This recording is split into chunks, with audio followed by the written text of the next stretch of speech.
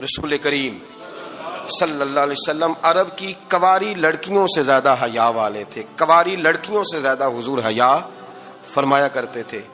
جب خانہ کعبہ کی مکہ شریف میں تعمیر ہو رہی تھی نا، اہل عرب اس کو تعمیر کر رہے تھے، تو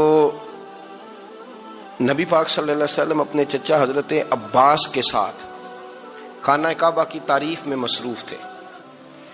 تو عرب کے لوگ چونکہ لمبا کرتا پہنتے تھے پیروں تک، تو نیچے اگر کسی وقت کوئی چیز نہیں بھی ہوتی تھی تو کسی کو وہ نظر نہیں آتی تھی، چونکہ پردہ رہتا تھا، لمبا کرتا پہنا ہوا ہوتا تھا.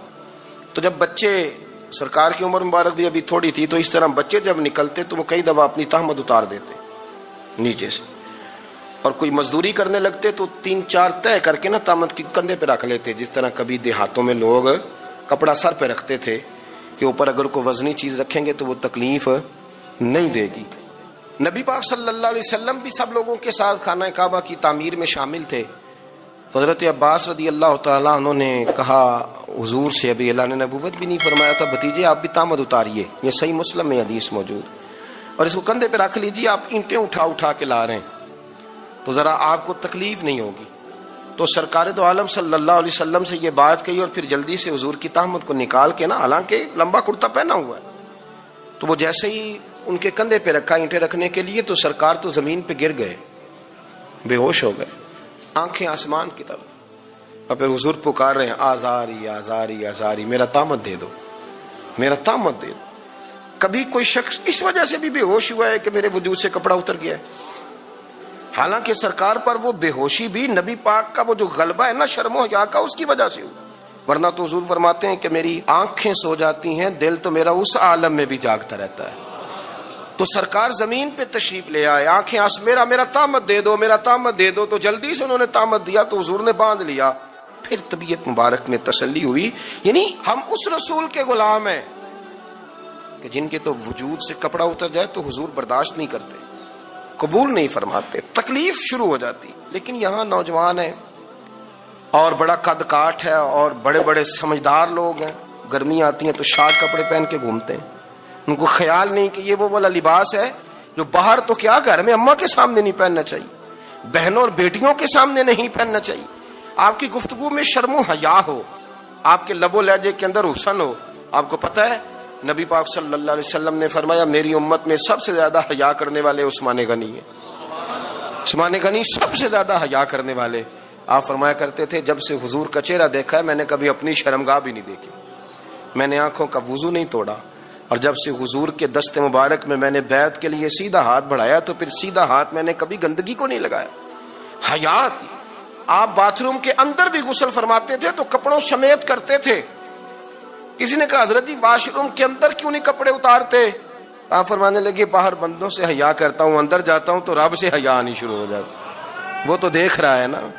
تو میں جو بات آپ کی خدمت میں عرض کرنا چاہتا ہوں اس کو آپ سمجھیے گا میرے عزیز، کہ شرم والا مزاج، گفتگو بھی شرم والی، آنکھیں بھی شرم والی، لباس بھی شرم والا، دوستی یاری بھی شرم والی، بہت ساری ایسی باتیں. دیکھیں نا آپ ذرا، میں نے کہا کہ باتوں کو سن کے گزر نہ جایا کریں، اس کی گہرائی پر غور کریں. اور نبی رحمت علیہ السلام کی پہلی بات نہیں بیویوں کی آنکھوں میں آنسو پیدا کر دیے. حضور فرمانے لگے سنو، جب کوئی عورت بچہ پیدا کر لیتی ہے تو رب اسے اتنا ہی درجہ دیتا ہے جتنا ایک شہید کو درجہ عطا کرتا ہے. اور فرمایا جب وہ عورت اس کا بچہ آ جاتا ہے، اب وہ رات کو روتا ہے، وہ اٹھتا ہے، پخانہ اور پیشاب کرتا ہے، اپنے وجود کو آلودہ کر لیتا ہے، تو نبی پاک صلی اللہ علیہ وسلم فرمانے لگے وہ عورت یہ فکر نہ کرے کہ وہ دیکھو مرد تو آرام سے سویا ہوا ہے اور میں اٹھ کے بچے کو صاف کر رہی ہوں، پخانہ پیشاب دھو رہی ہوں. میرے محبوب نے ہر مکتبہ فکر کو، حضور نے زندگی کے ہر شعبے سے تعلق رکھنے والے آدمی کو عزت دی. فرمایا بیبیو جب تم رات کو اٹھ کے اپنے بچے کی خدمت کرتی ہو، دودھ ڈال کے دیتی ہو، پخانہ اور پیشاب صاف کرتی ہو، تو فرمایا رب تمہیں اتنا ہی اجر دیتا ہے جتنا ساری رات مصلے پہ کھڑے رہنے والے عبادت گزار کو اجر عطا فرماتا ہے. اتنا اللہ تمہیں اجر دیتا ہے. ہر شخص کے حصے میں، ہر شخص کے حصے میں میرے نبی پاک نے عزت لکھی، ہر شخص کے حصے میں. رسول پاک نے وقار، رشتوں کو حضور نے اتنا مضبوط کر دیا، اتنا مضبوط کر دیا کہ رشتے رشتے نہیں درد بن گئے. ماں کا نام آتا ہے تو آنکھوں میں آنسو آ جاتے ہیں نا، ماں کا نام آتا ہے تو دل تڑپتا ہے نا یار۔ یہ انقلاب ہے جو میلاد والے رسول نے برپا کیا، ورنہ حضرت طارق ابن عبداللہ کہتے ہیں میں حضور کے اعلان نبوت سے پہلے بھی مکے آیا تھا۔ آپ فرماتے ہیں میں نے ایک بوڑھی عورت کو، ایک نوجوان کو گلے میں رسی ڈال کے گھسیٹ کے لے جاتے دیکھا، تو میں نے اس سے کہا کہ یہ کیا کر رہے ہو، کون ہے یہ بی بی، کیا مسئلہ ہے؟ تو وہ کہنے لگا جی میری اماں ہے، بوڑھی ہو گئی ہے، کسی کام کی نہیں رہی تو بیچنے جا رہا ہوں، چلو کسی کے برتن جب مانجے گی تو میرے تو پاس کچھ نفع آئے گا نا بیچنے۔ یہ داستانیں نہیں، ابھی بھی جن لوگوں کی طبیعت سخت ہوتی ہے وہ قتل نہیں کر دیتے ماں باپ کو۔ واقعہ سنیں نا آپ نے کہ ابا میرے نام زمین نہیں کر رہا تو مار دیا۔ جب کلیجے سخت ہوتے ہیں تو کام ہو جاتا ہے۔ ایک طرف وہ منظر تھا اور ایک طرف یہ منظر ہے کہ حضرت حلیمہ سعدیہ رضی اللہ تعالی عنہ، ان کا نام نہیں ہے حضرت حلیمہ کا مسلم شریف میں، وہ امام زرقانی نے لکھا ہے، ورنہ مسلم میں یہ روایت اپنے اصل انداز میں موجود ہے۔ حضرت ابو ہریرہ رضی اللہ تعالیٰ عنہ فرماتے ہیں کہ جناب حلیمہ بوڑھی عورت، سادی عورت، اگر آپ کبھی معاشرتی لحاظ سے حضرت حلیمہ کا انداز دیکھیں گے نا، توجہ ہے میری بات پر، سمجھ آ رہی ہے آپ حضرات کو؟ جو ہمارا معاشرتی ماحول ہے نا، معاشرتی ماحول، تو حضرت حلیمہ سعدیہ رضی اللہ تعالیٰ عنہ کی حیثیت آج کے معاشرے میں اگر دیکھی جائے تو ایک آیا، بچوں کو پالنے والی آیا نہیں ہوتی، وہ آیا تھی۔ اسکول میں ایک آیا ہوتی ہے، جب بچہ چھوٹے ہمارے پرائیویٹ سکولز میں بچے جاتے ہیں تو عورت سنبھالتی ہے، دودھ ڈال دیتی ہے، کئی دفعہ فیڈر بھی پلا دیتی ہے، بچہ اگر پخانہ پیشاب کرتا ہے تو خدمت کرتی۔ یہ عورتیں اس زمانے میں چھوٹے بچے لے جاتی، پالا کرتی۔ تو بتانا دائی کی، آیا کی، میں مثال دے رہا ہوں، اور نرس کی کیا حیثیت ہے معاشرے میں۔ اور حضرت حلیمہ سعدیہ جب نبی پاک کو واپس لے کے آئی تھی تو چلو کچھ نہیں، لیکن نہ کچھ معاوضہ بھی انہیں حضرت عبد المطلب نے عطا کیا تھا، جناب آمنہ نے انہیں کچھ، ایک معنی یہ بھی ہو سکتا تھا کہ پیسے دے کے یہ کام کرایا، معنی ہو سکتا تھا۔ آج جو گھر میں اماں برتن دھوتی ہے اس کی کیا حیثیت ہوتی ہے؟ وہ تو بیچاری جن برتنوں کو دھو کے ہمیں دیتی ہے، بعد میں انہی برتنوں میں ہم انہیں کھانا کھانے کی اجازت نہیں دیتے، لیکن میرے رسول پاک نے رشتوں کو عزت دے دی، اس طرح کی عزت دی، اس طرح کی عزت دی کہ جناب حلیمہ مسجد نبی کا دروازہ گزری ہی تھی کہ حضرت ابو ہریرہ فرماتے ہیں نبی پاک ممبر پر اٹھ کے کھڑے ہو گئے، رسول پاک کھڑے ہوئے، نبی پاک۔ میں کبھی کبھی یہ روایت دیکھتا ہوں تو میرا دل کرتا ہے میں اپنے آپ سے پوچھوں، میرا دل کرتا ہے میں اپنے یاروں دوستوں، خطباء سے، واعظین سے، پیروں سے، مشائخ سے پوچھوں کہ تو بھی بتا، جب تو شاگردوں کو پڑھا رہا ہوتا ہے اور تیرے ابا جی آتے ہیں تو کبھی اٹھ کے کھڑا ہوا ہے؟ اپنے جیسے لوگوں سے، اچھے علماء کی بات نہیں کرتا، کبھی سوال کرو۔ یہ بڑا مشکل کام ہوتا ہے، بڑا مشکل کہ عالم دین تقریر کر رہا، والد آ جائے، بندہ اٹھ کے کھڑا ہو، لیکن رسول پاک نے عزتیں دی، وقار دیا۔ جناب حلیمہ داخل ہوئی تو حضور ممبر پہ کھڑے ہوئے اور اتنی تیزی سے حضور آگے بڑھے، اپنی چادر کو اتارا اور پھر میرے رسول نے زمین پہ بچھایا، اور پھر حضرت حلیمہ سعدیہ بیٹھ گئی۔ اور جناب ابو ہریرہ فرماتے ہیں جتنی دیر نبی پاک ان کے سامنے بیٹھے رہے، اتحیات کی حالت میں بیٹھے رہے۔ حضور نے رشتوں کو وہ وقار دیا، وہ حسن دیا کہ رشتے درد بن گئے ہیں۔ اب ماں کا نام دل میں بعد میں آتا ہے، زبان میں بعد میں آتا ہے، آنسو پہلے آتے ہیں۔ اب ماں کا رشتہ ایک وقار ہے، ایک حسن۔ الحاوی للفتاوی میں امام جلال الدین سیوطی رحمت اللہ نے لکھا ہے فتح مکہ کے بعد نا کمال ہو گیا، وَرَأَيْتَ النَّاسَ يَدْخُلُونَ فِي دِينِ اللَّهِ أَفْوَاجًا، فوجوں کی فوجیں دین میں آ گئی۔ ایک زمانہ تنہائیوں کا ہوتا ہے، ایک عروج کا ہوتا ہے، عروج کے زمانے میں بڑے تعلق، بڑے رش، بڑی باتیں۔ اب حال یہ تھا فتح مکہ کے بعد کہ پہلے تو ایک آدھ آدمی کلمہ پڑھتا تھا، فوجوں کی فوجیں آتی۔ ایک دن نبی پاک نماز پڑھانے آئے مسجد میں، میرے نبی پاک صلی اللہ علیہ وسلم جب مسجد میں آئے تو مسجد کھچا کھچ بھری ہوئی، گلیاں بھی بھری، 10,000 کے قریب لوگ مدینے میں جمع ہیں حضور کے پیچھے نماز پڑھنے کے لیے۔ پڑھیے صلی اللہ علیہ وسلم۔ نبی پاک صلی اللہ علیہ وسلم تشریف لائے نا، جیسے ہی مسجد میں داخل ہوئے تو 10,000 کا مجمع اٹھ کے کھڑا ہو گیا۔ ہمارے لیے لوگ کھڑے ہوتے ہیں تو ہماری آنکھیں پرنم نہیں ہوتی، بلکہ ہم اپنا حق سمجھتے ہیں، ہم کہتے ہیں ان کا بنتا ہے کھڑے ہونا، حالانکہ بھائی دنیا سب کے لیے کھڑی نہیں ہوتی۔ جب کوئی کھڑا ہونا تو نظر جھک جانی چاہیے اور تیرے دل میں خیال آنا چاہیے کہ یا اللہ مجھ پہ رحم ہی رکھنا، اے اللہ میری پردہ پوشی کرنا، یا اللہ یہ تیری دی ہوئی عزت ہے، مہربانی کر، خفیہ تدبیر سے محفوظ فرما۔ لیکن ہمیں احساس نہیں ہوتا الا ماشاءاللہ۔ اللہ کے محبوب داخل ہوئے تو 10,000 کا مجمع کھڑا ہو گیا۔ 10,000 آدمی کھڑا ہو تو ایک کیف بنتا ہے، تو میرے جیسا آدمی تو ویسکوٹ سیدھی کرنے لگ جاتا ہے نا کہ بڑی شان ہے جناب، کالر ٹھیک کر لو، دستار سیدھی کر لو، کیا بات۔ اتنے لوگ بھی کبھی کسی کے گاڑی کے پیچھے بھاگے، لیکن نبی پاک کا انداز کیا تھا؟ رسول پاک کی آنکھوں میں آنسو آ گئے۔ 10,000 آدمی کھڑا ہوا، حضور رو پڑے، اور اتنا روئے کہ جناب ابو ہریرہ رضی اللہ تعالیٰ عنہ فرماتے ہیں کہ میں نے نبی پاک کے سینے سے آواز نکلتی دیکھی۔ جب آدمی زیادہ روتا ہے تو سینے سے آواز آتی، حضور روئے کہ سینے سے آواز آئی۔ آپ فرماتے ہیں پھر حضور نے آنسو پوچھے، پھر نماز مکمل ہوئی۔ جب لوگ چلے گئے تو حضرت ابو بکر صدیق اٹھ کے قریب گئے، کہا یا رسول اللہ صلی اللہ علیہ وسلم، آج کوئی وجہ نہیں تھی رونے کی، آپ آئے ہیں اور رونا شروع کر دیا۔ تو میرے محبوب فرمانے لگے آج جب میں نے اپنی وہ شانیں دیکھی، وہ مقام دیکھا، تو مجھے اپنی اماں کی یاد آ گئی، ماں کی یاد، رشتوں کو وہ عزت دی، وہ وقار دیا، وہ حسن دیا۔ کہاں نماز کے لیے لوگوں کا کھڑا ہونا اور کہاں اماں کی بات چھیڑ دینا۔ میرے حبیب فرمانے لگے مجھے اپنی اماں آمنہ کی بات یاد آئی۔ میری ماں نے تو وہ دور دیکھا تھا جب وجود پہ کپڑے بھی پورے نہیں تھے، دل کرتا تھا آج اماں موجود ہوتی، میں نماز پڑھانے آتا، اللہ اکبر کہہ کے نیت باندھتا، سبحانک اللہ کے بعد سورہ فاتحہ پڑھتا، اور سورہ فاتحہ مکمل پڑھ لیتا کہ میری اماں آمنہ کو کوئی کام یاد آتا، وہ پردہ سرکا کے کہتی بیٹا محمد میری بات تو سننا، تو محبوب فرماتے اللہ کی عزت کی قسم میں نماز چھوڑ دیتا، پہلے ماں کی بات سن کے آتا، میں چھوڑ دیتا نماز۔ وقار دے دیا، وقار، وہ حسن بخشا، وہ توانائی بخشی۔ عرب کے اندر سال کے بعد عورتوں کا ایک میلہ لگتا تھا خانہ کعبہ کے پاس، صرف عورتیں اکٹھی ہوتی تھی، میلہ لگا ہوا تھا۔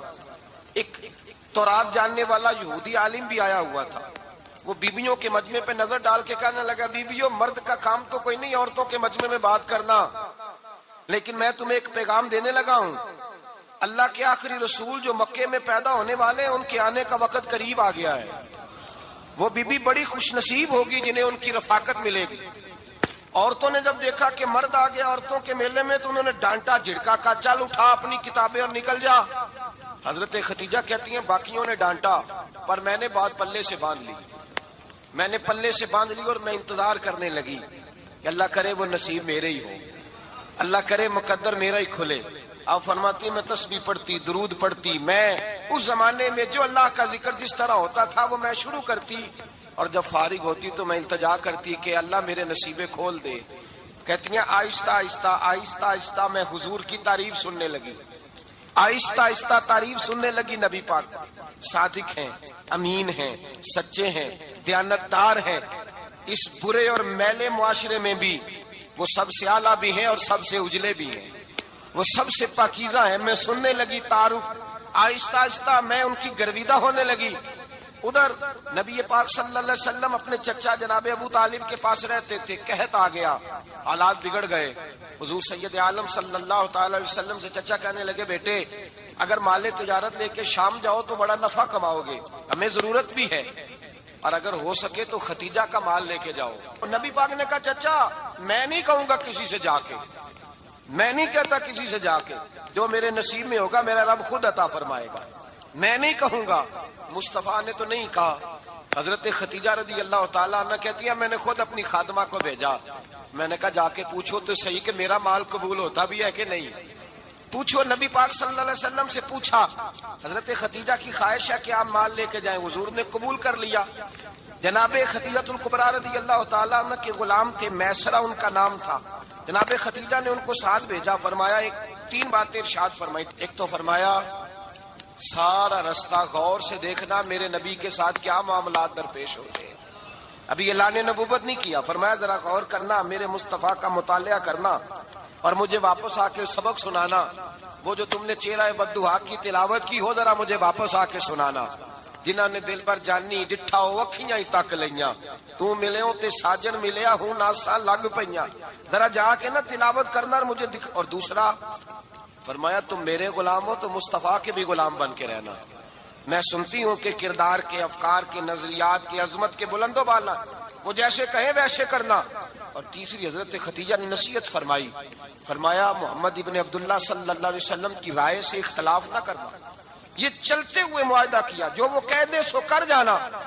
غلام کہتے ہیں میں ساتھ گیا، باتیں میں نے سن لی، لیکن جب سفر شروع ہوا نا، ابھی چند منزلیں طے ہوئی تھی، میں نے کہا ختیجہ آپ نے کیا نصیحت کرنی تھی، ان کے ساتھ جو رہے گا وہ ان کا غلام ہی بن جائے گا، ان کے ساتھ جو رہے گا تو اجے میرا محبوب نہیں ڈٹھا جن ویکھ کے چن شرماوے، جے رکھے ہاتھ پھلاں وچ ہاتھ نال پھلاں رل جاوے، تے ادھی راتی چن چڑھ جاندے جدوں جلوہ فرماوے۔ مایا جو بھی ساتھ رہتا غلام ہو جاتا۔ میسرہ کہتے میں گیا، تجارت شروع ہوئی، کہتے ہیں نبی پاک صلی اللہ علیہ وسلم جب منڈی میں پہنچے تو لوگ قسمیں اٹھا اٹھا کے مال بیچ رہے تھے۔ اللہ کے محبوب جب گئے نا تجارت کرنے، تو ایک آدمی کہنے لگا چلو معاذ اللہ بتوں کے نام تھے لات و منات، کہنے لگا لات کی عزا کی منات کی قسم اٹھاؤ، تو نبی پاک فرمانے لگے ان کی قسم اٹھاؤں جن کا میں نام لینا بھی پسند نہیں کرتا۔ ابھی اعلان نبوت نہیں کیا، اور فرمایا ویسے بھی میں قسم دے کے مال نہیں بیچتا، خریدنا ہے تو خریدو، نہیں خریدنا تو نہ خریدو۔ کہتے ہیں لوگ قسمیں اٹھا اٹھا کے پیچھے جاتے تھے، پر میرے نبی جس سے رخ پھیرتے تھے وہ نبی پاک کے پیچھے ہو جاتا تھا۔ ماتے کئی گنا زیادہ نفع کمایا۔ ہم رستے میں تھے، حضور ایک درخت کے نیچے آرام کرنے لگے، ایک عیسائی راہب غار میں بیٹھا تھا، نکل کے آ گیا، مجھ سے کہنے لگا مجھے وہ جانتا تھا، میں سرا یہ کس کو ساتھ لائے، یہ کون ہے؟ میں نے کہا اہل قریش کے ایک معزز آدمی ہے۔ کہنے لگے یار جس درخت کے نیچے یہ لیٹے ہوئے ہیں یہاں عام آدمی نہیں لیٹ سکتا، یہاں وہی لیٹے گا جو اللہ کا سچا رسول ہوگا، یہاں دوسرا کوئی لیٹ ہی نہیں سکا، یہ رسول ہے، ان کا خیال رکھنا، خیال رکھنا۔ کاش میں اس وقت تک زندہ رہوں جب یہ نبوت کا اعلان کریں۔ میسرہ کہتے ہیں میں غلام ہو گیا، نبی پاک صلی اللہ علیہ وسلم کی ادائیں مجھے بھانے لگی۔ جب واپسی پہ نکلے تو گرمی بڑی شدید تھی، فرماتے ہیں جب دھوپ تیز ہوتی تو بادل کا سایہ آ کے حضور پہ سایہ کر دیتا، بادل کا ٹکڑا نبی پاک پہ۔ اللہ جانے کہاں بیٹھ کے لوگوں نے کتابیں پڑھی ہیں جو کہتے ہیں 40 سال کے بعد نبی بنے تھے، پتہ نہیں کہاں بیٹھ کے کتابیں پڑھی ہیں۔ ہم نے تو جو سیرت پڑھی ہے وہ بتاتی ہے کہ تیری حیات پاک کا ہر لمحہ پیغمبر لگے، ہر لمحہ پیغمبر لگے۔ یہاں تو وہ لوگ جو کئی سال پہلے 20 اور 25 سال پہلے حضور سید عالم صلی اللہ علیہ وسلم کی رفاقت میں رہے، وہ اعلان کر رہے، لوگ پتہ نہیں کہاں بیٹھ کے کتابیں پڑھتے ہیں، کہاں بیٹھ کے۔ میرے نبی پاک سے صحابہ نے پوچھا حضور آپ کب نبی تھے؟ فرمایا ابھی آدم کی مٹی گوندی جا رہی تھی، ابھی آدم کی مٹی گوندی جا رہی تھی، میں تب بھی اللہ کا رسول تھا۔ میرے بھائی نبی رحمت سید عالم صلی اللہ علیہ وسلم کے غلام حضرت ختیجہ کے غلام کہتے ہیں واپس آیا، اور پہلے بھی کئی دفعہ حضرت ختیجہ کا مال گیا تھا، بڑے نفع آئے تھے، پر جو نفع اس سال آیا وہ پہلے کبھی نہیں آیا تھا۔ کہتے ہیں مجھ سے حضرت ختیجہ کی سہیلی بھی بیٹھی تھی، میں بھی آ گیا، اور جناب ختیجہ کی سہیلی کہنے لگی چل مال کے بارے میں کچھ بتا، کتنا بکا؟ میں نے کہا مال چھوڑو، مصطفیٰ کی سنو۔ اور پھر کہتی چلو ٹھیک ہے، بادل سایہ کرتا تھا، چلو ٹھیک ہے، تم سے راہب نے پوچھا تھا، یہ صحیح ہے، انہوں نے تیری سارے رستے بڑی خدمت کی، تیرا بڑا خیال رکھا، پر یہ بھی بتا تجارت کیسے ہوئی؟ تو میسرہ کہنے لگا زندگی میں نے بھی ساری گزار دی ہے، پر اس رسول کے ساتھ 4 دن ہی گزارے ہیں، حد ہو گئی مجھ سے، اور کچھ نہ پوچھو، اور کچھ نہ پوچھو، آ میرے دل آمنہ کے لال کی باتیں کرے، اور کچھ نہ پوچھو، بس ذکر ان کا چھیڑیے ہر بات پر، اور چھیڑنا شیطان کا عادت کیجئے، بس مجھے حضور کے تذکرے بیان کرنے ہیں، ذکر مصطفیٰ کرنا ہے۔ حضرت ختیجہ الکبریٰ بڑی متاثر ہوئی، کہتی ہیں مجھے درجنوں لوگوں نے پیغام نکاح دیا تھا، پر میں نے سنی نہیں تھی، میں نے نفیسہ کے ہاتھ پیغام بھیجا، میں نے کہا میری عمر 40 سال ہے، ان کی 25 سال ہے، اور میرا احوال اور طرح کا ہے، وہ شہنشاہ ہیں، جا کے پوچھو تو صحیح، بھلا میں قبول ہوتی ہوں؟ پوچھو۔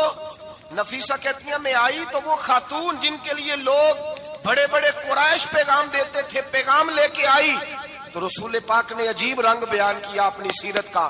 جب میں پہنچی میں نے کہا ختیجہ نکاح کرنا چاہتی ہیں؟ نفیسہ کہتی ہے میرا خیال تھا کہ کوئی اور ہوتا تو کرسی سے اٹھ کھڑا ہوگا، فوراً کہے گا اچھا جلدی کرو بات کرو۔ جب میں نے آ کے کہا نا حضور ختیجہ نکاح کرنا چاہتی ہے، تو نبی پاک نے میری طرف دیکھا، فرمایا وہ کہتی ہیں کہ تم کہتی ہو؟ کہا وہ کہتی ہیں، تو حضور نے فرمایا ٹھہر جاؤ، میں اپنے چچا سے پوچھ کے بتاؤں گا، میں مشورہ کروں گا، میں پوچھ کے بتاؤں گا۔ آج بچوں کو کچھ سبق بڑے یاد ہیں، کہتے ہیں پسند کی شادی کرنا حضرت صاحب ناجائز ہے، پسند کی شادی کرنا کوئی ناجائز ہے؟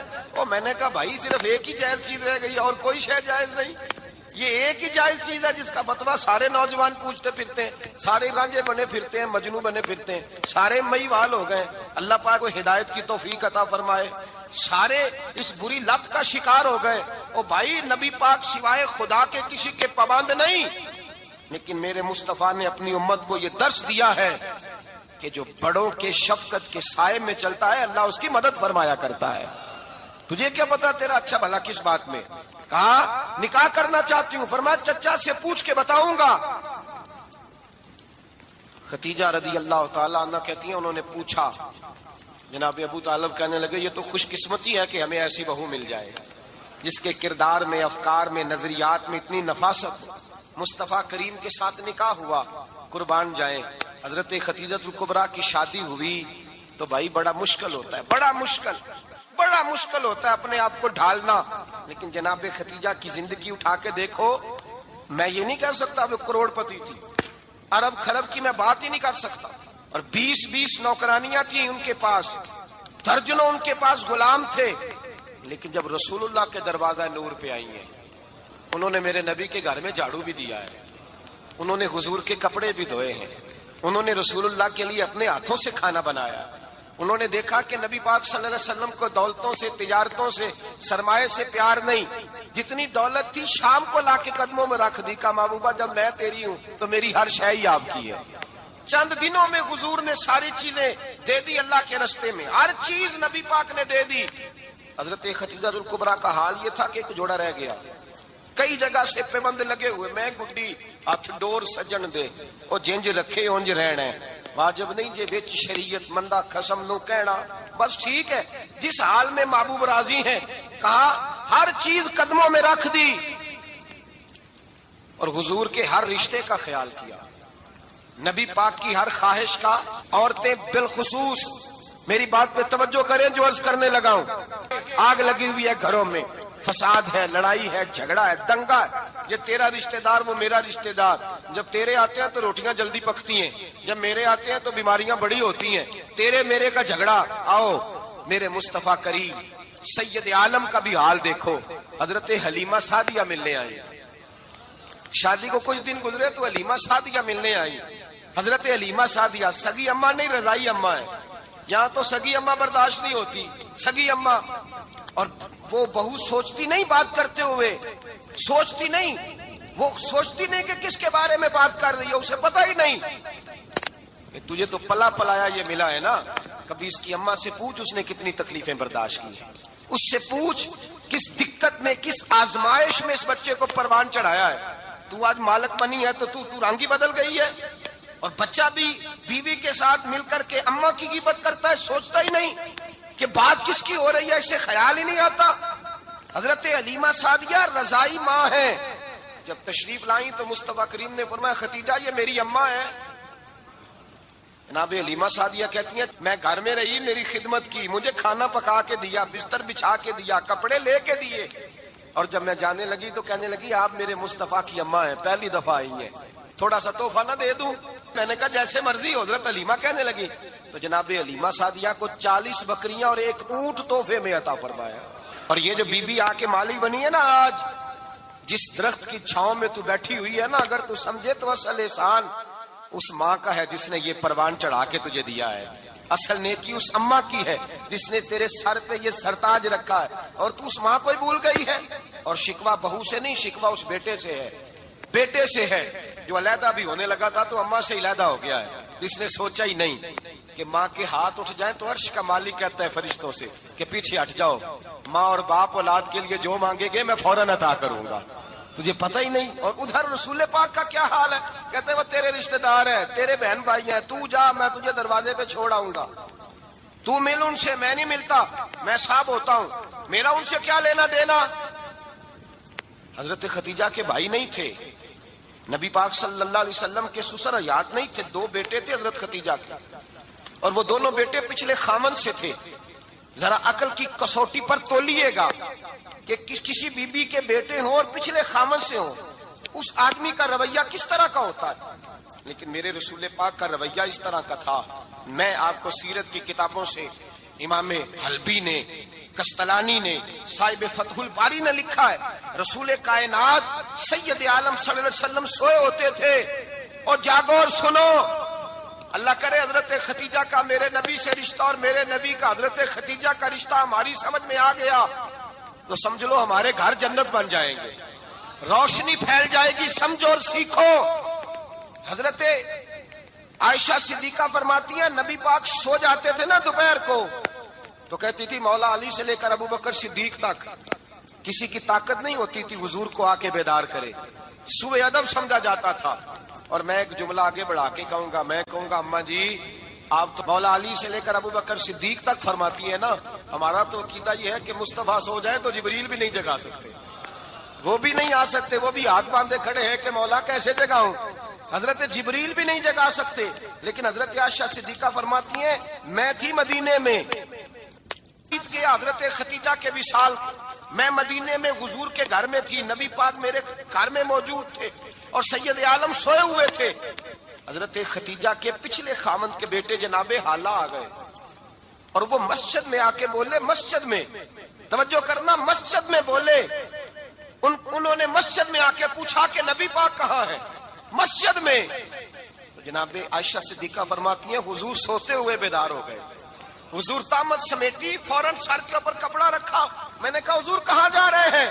فرماتی ہے میں نے ایک دفعہ پوچھا تو حضور نے 3 دفعہ فرمایا میرا حالہ آ گیا ہے، میرا حالہ آ گیا ہے، میرا حالہ آ گیا ہے، ختیجہ کا بیٹا آ گیا ہے. میرے رسول پاک صلی اللہ علیہ وسلم نے بی بی کے رشتوں کا جو تقدس بیان کیا اس کو سمجھیے. فرمایا حالہ آیا ہے، بیدار ہو کے خود تشریف لے گئے. یہ تو حالہ تھے نا، بڑے بیٹے حضرت ختیجہ کے سب سے، ان کا نام ہند تھا. اور حضرت ہند سے کوئی بندہ تعارف پوچھتا نا، نبی پاک کا جو حلیہ ملتا ہے نا کتابوں میں، سیرت کی کتابوں میں، حضور کا مکھڑا کیسا تھا. مکھ چند بدر شاشانی ہے، متھے چمک دی لاڈ نورانی ہے، کالی زلف تے اک مستانی ہے، مخمور اکھی ہیں مد بریاں. یہ جو حضور کا حلیہ ملتا ہے نا، یہ حضرت ہند کا بیان کیا ہوا ہے. وہ بیان کیا کرتے تھے کہ نبی پاک کی آنکھیں کیسی تھی، حضور کے جلوے کیسے تھے. وہ بیان حضرت ختیجہ کے بیٹے ہیں. کوئی ان سے پوچھتا کہ بڑے راضی رہتے ہو ہند، بڑے راضی رہتے ہو، تو حضرت ہند کیسے راضی کیسے نہ رہوں، راضی کیسے نہ رہوں. میرے بھائی کا نام علی المرتضیٰ ہے، بہن کا نام فاطمۃ الزہرا ہے، ماں کا نام ختیجۃ الکبریٰ ہے اور باپ کا نام محمد مصطفیٰ ہے، میں راضی کیسے نہ رہوں. حضرت ختیجۃ الکبریٰ کے رشتوں کے ساتھ رسول اللہ کا پیار، ان کے رشتے. کنز المال میں حضرت عائشہ صدیقہ کی حدیث ہے. جناب عائشہ فرماتی ہیں دوپہر کو حضور آرام کرتے تو کوئی آیا نہیں کرتا تھا. ایک دن ایک بوڑھی آ گئی دروازے پہ، اس نے چھڑی پکڑی ہوئی ہے. کہتے وہ اندر آئی تو نبی پاک بڑی تیزی کے ساتھ اٹھے. حضور سید عالم نے قریب بٹھایا. دیر تک حضور باتیں کرتے رہے، دیر تک گفتگو ہوتی رہی. فرماتے ہیں حضور نے اسے کوئی اضافی وقت دیا. عام صحابہ اس وقت آتے نہیں تھے، حضور کے آرام کا وقت تھا، اضافی وقت دیا نبی پاک. اور فرماتے ہیں جب وہ جانے لگی تو نبی پاک نے تحفے بھی عطا فرمائے. اور پھر ایک غلام سے، حضرت بلال سے یا کسی غلام سے فرمایا کہ ساتھ جاؤ اور گھر چھوڑ کر کے آؤ. نبی پاک صلی اللہ علیہ وسلم نے اعزاز دیا. حضرت عائشہ صدیقہ فرماتی ہیں دیر تک ملاقات بھی، تحفے بھی، انفرادی ملاقات. بعد میں نبی پاک صلی اللہ علیہ وسلم لیٹ گئے. میرے دل کے اندر خیال آیا کہ حضور جائیں گے اور جب رات کو واپس آئیں گے تو پھر میں پوچھوں گی کہ حضور یہ بی بی کون ہے، حضور اب آرام کر رہے ہیں. فرماتی ہیں میرا خیال تھا کہ یہ سوال شام تک میرے ذہن میں رہے گا کہ یہ کون ہے. آپ نے بڑا اعزاز دیا، دروازے تک چھوڑنے گئے. حضرت عائشہ صدیقہ فرماتی ہیں میں سوچ رہی تھی آرام کر رہے ہیں اور میں نے جیسے ہی نگاہ ڈالی تو حضور تو گہری سوچ میں گم ہے، نبی پاک سوچوں میں گم ہے اور آنکھیں کھلی ہوئی. فرماتی ہے میں قریب جا کے بیٹھی، قدموں پہ ہاتھ رکھا.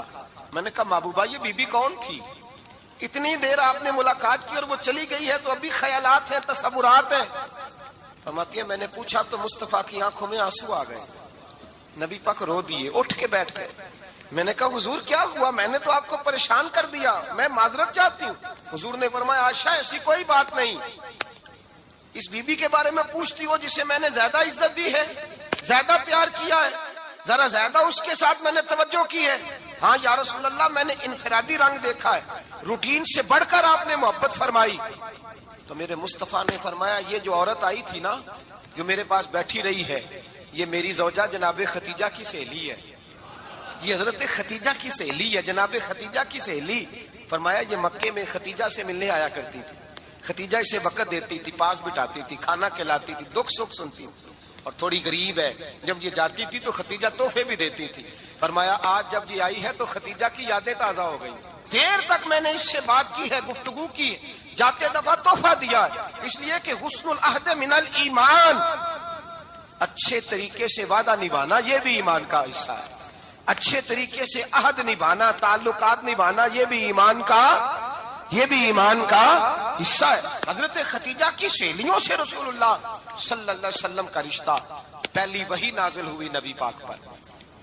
अब हुजूर जब इब्तदाए वही के अय्याम आए तो हजरत खतीजा फरमाती हैं रसूल पाक गारे हिरा में चले जाते, कई के दिन वहां रहते। पहली वही आई तो कुरान मजीद की तासीर ये है कि लौ अंज़लना हाज़ल कुरान अला जबलिन लरअयतहु खाशियम मुतसद्दियम मिन खशियतिल्लाह, फरमाया अगर मैं पहाड़ों पे नाज़िल करूं कुरान को तो वो भी मेरे खौफ से रेजा रेजा हो जाए। इतनी तासीर है। जब हुजूर के कल्बे अतहर पर आया तो नबी पाक कांपते हुए घर आए, ज़म्मिलूनी ज़म्मिलूनी, मुझे चादर उड़ाओ चादर उड़ाओ। हजरत खतीजा ने चादर दी, बैठ गए। कहा खतीजा आज कोई आने वाला आया है, इक़रा बिस्मि रब्बिकल्लज़ी खलक़, ये आयात उसने मुझे दी हैं और मैं बड़े खौफ के आलम में हूँ। हजरत खतीजा के लफ्ज बड़े हसीन हैं। जनाब खतीजतुल कुबरा रदी अल्लाह ताला अन्हा क्या फरमाती हैं, कहती हैं या रसूल अल्लाह सल्लल्लाहु अलैहि वसल्लम आप गम ना करें, रब आपको रुसवा नहीं करेगा, इज्जतें अता करेगा।